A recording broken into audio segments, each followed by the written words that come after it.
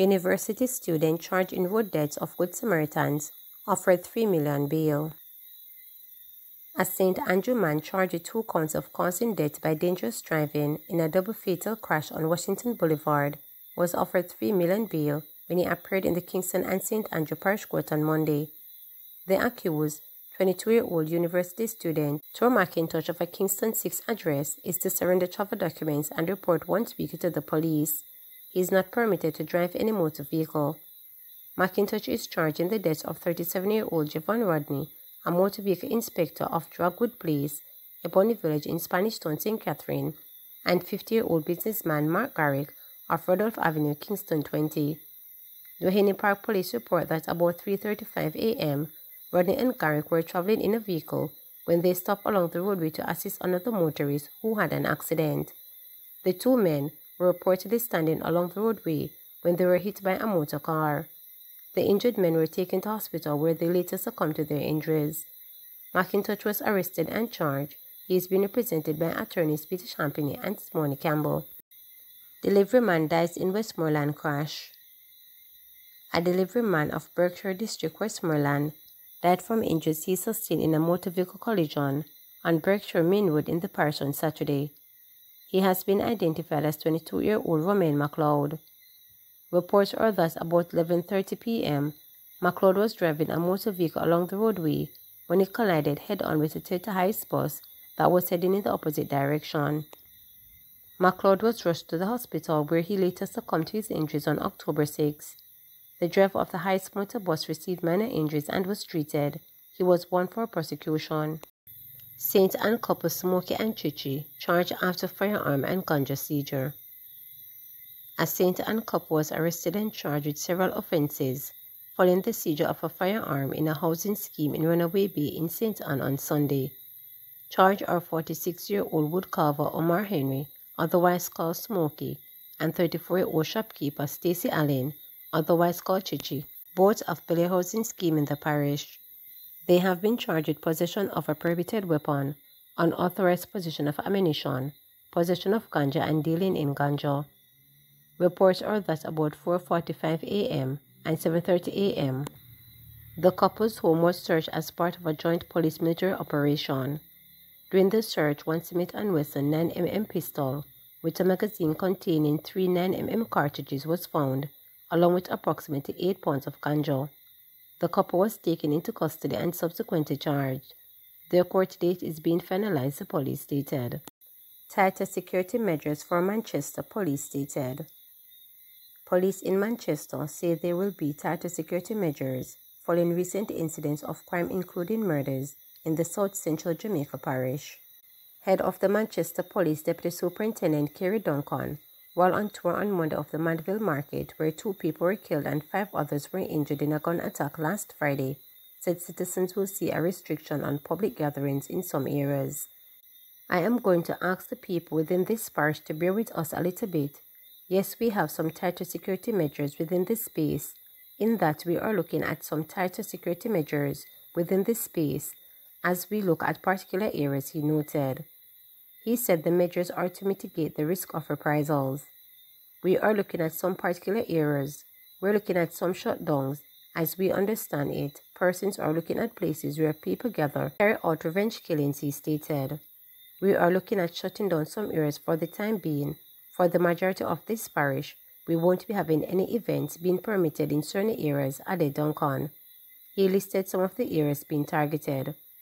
The majority of our incidents are either occurring or stemming from some counties, and that's the Albion, New Hall, Greenville, generally the poorest area. There are some areas where we intend to tighten our security around it, of tightening our operations and or mitigating risk assessment to ensure that these areas remain safe, stated Duncan. DSP Duncan said the police are working to restore public order in Mandeville. What you are seeing here is a response to some recent incidents that we have been having in Manchester, so we realize that persons are a little bit apprehensive to what is happening, he noted. We have decided as a team to come out to restore public confidence and order with the public spaces in Manchester, and this operation that you are seeing, we have dubbed it as Operation Restore, he added. He said the incident last Friday at the side entrance of Mandeville Market was very unfortunate. We are just out to reassure persons within this space to let them know that we are here with them and for them. I want to commit to them to what they saw last week Friday will never happen again in this township, he stated. We are following some very strong leads in that incident last week. We understand that we are looking for persons from our neighboring parishes, and we hope to make a breakthrough very soon, added Duncan. Suggestions for a mandatory developmental plan for drivers as part of measures to enhance road safety. As the authorities examine measures to reduce crashes on the nation's roadways and enhance road safety, it's been suggested that there should be a mandatory developmental plan for drivers. Head of the Public Safety and Traffic Enforcement Branch, Assistant Commissioner Gary McKenzie says this will require drivers after a period of time to undergo seminars and workshops to improve their knowledge of road use and road safety.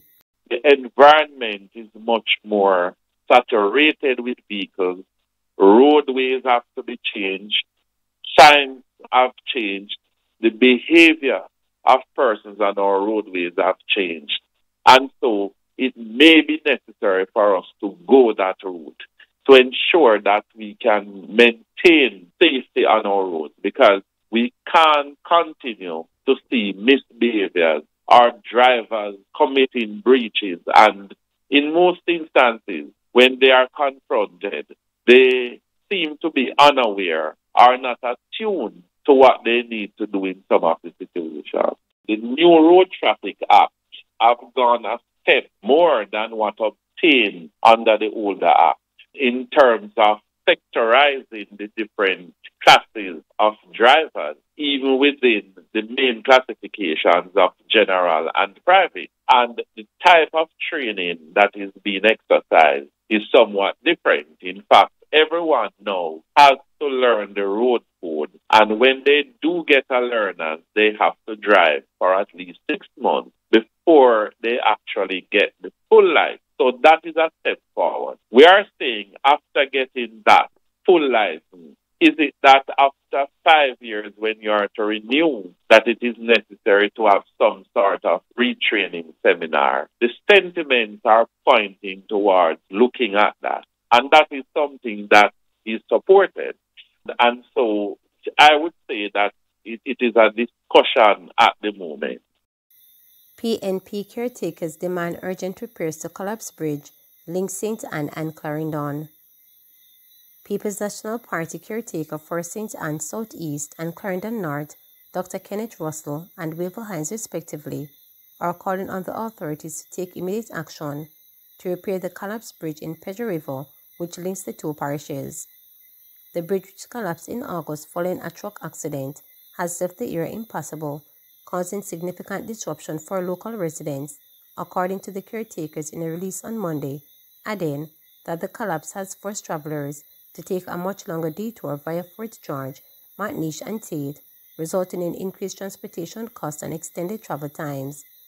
The inability to use the direct route severely impacts families who need timely access to essential services. Residents now spend nearly 50% more on transportation as they must take multiple taxis. They travel to the St. Anne End, walk across the broken bridge, and then take another taxi from the Clarendon side, stated Dr. Russell. This disruption has also hampered access to critical services, particularly health care. Many residents of Clarendon depend on St. Anne's Bay Hospital for medical care, and the longer journey has made accessing these services increasingly difficult, according to the caretakers. Dr. Russell and Hines are urging the National Water Agency, NWA, and Member of Parliament, Dwight Sibbles, to address the issue with urgency. They are also calling for immediate repairs to the alternative route currently in use. We are appealing for a temporary patching of the alternative route to ensure smoother and faster travel for residents, stated Hines. The situation is untenable, and prompt action is required to alleviate further hardship for those affected. The caretakers are urging the government to prioritize the bridge repairs and implement at least temporary solutions to the deteriorating conditions of the alternative route. They warn that the current situation places an unfair financial and logistical burden on residents from both parishes, making it imperative that action is taken without delay.